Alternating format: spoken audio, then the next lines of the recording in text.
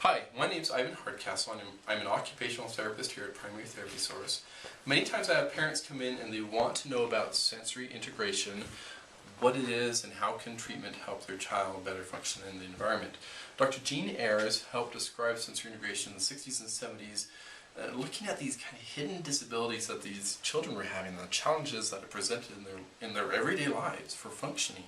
Well, research has continued through the decades, and month by month we have new articles and research coming out to help better understand what's going on with these children and how can treatment help them, and the best types of treatments that we can provide for these children. So let's take a look at the brain. Say this is a very rough drawing of the brain, but here we have sensation coming in, and this could be sight, this could be touch, this could be pressure, movement, balance, and it all goes in to the very deep centers of the brain where it integrates or mixes together, and then it can go up into the motor planning and the sequencing and be able to self-regulate themselves to engage in their environment in a very functional and meaningful way. Well, there's two types of sensory integration dysfunctions that I want to talk about. One is a problem of discrimination, which is the what of sensory integration, and the other is the modulation, or the how much of sensory integration. Discrimination refers to the what.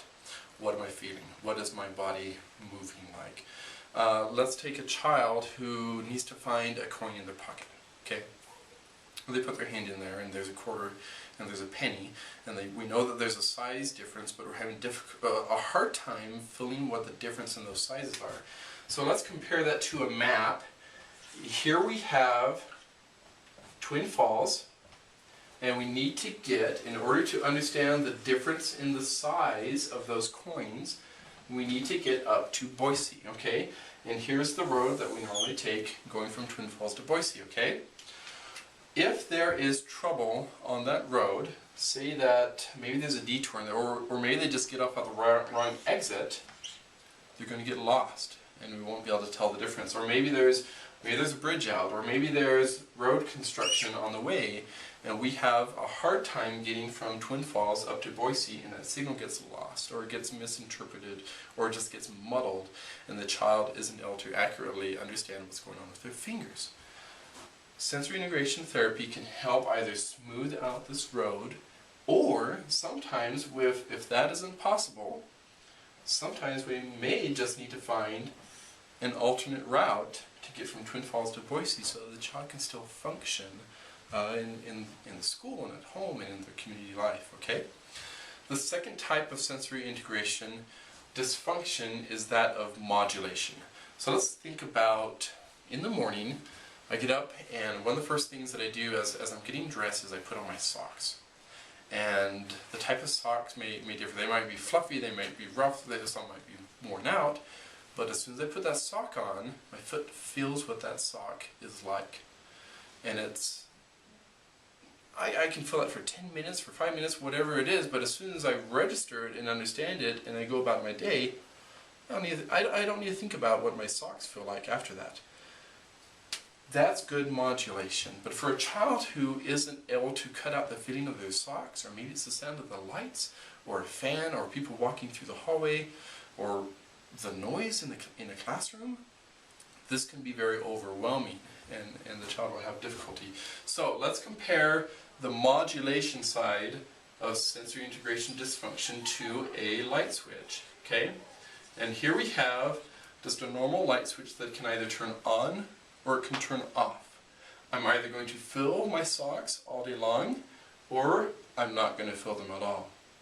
This is very poor modulation. There's no middle ground. On the other hand, what we want to have, and what most of us do have, is what we can compare to as a dimmer switch. So I can turn the lights on really bright, or I can turn them way down, depending on what I need those lights to be. I can fill my socks, and as soon as I don't need to pay attention to them, I can cut off that signal and not have to worry about it for the rest of the day. This is modulation. A child who's having difficulty in this area may get very agitated, may have lots of tantrums that we really can't understand where they're coming from. They might not be able to calm down. Kids in the classroom, they might get bumped and they might just overreact to what's going on. These are signs of sensory modulation dysfunction. Other signs that a child might have a sensory integration dysfunction include poor tolerance to change, or both in plans or routines or habits.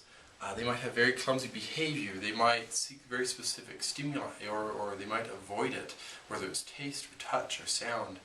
They could have very poor timing of motor planning, or difficulty in sequencing or following multi-step directions. Early intervention can have the best type of outcomes for children who have sensory integration dysfunction. As a child, the brain is what we call plastic. It's very moldable, very changeable.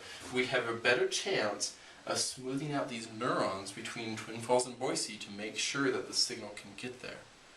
Now, as a child ages, the brain becomes less and less plastic. That doesn't mean that we can't still change it, but it becomes more difficult as a child develops. Oftentimes, as this becomes harder and harder to change, we're going to work more on adaptations or finding different routes for the signal to go.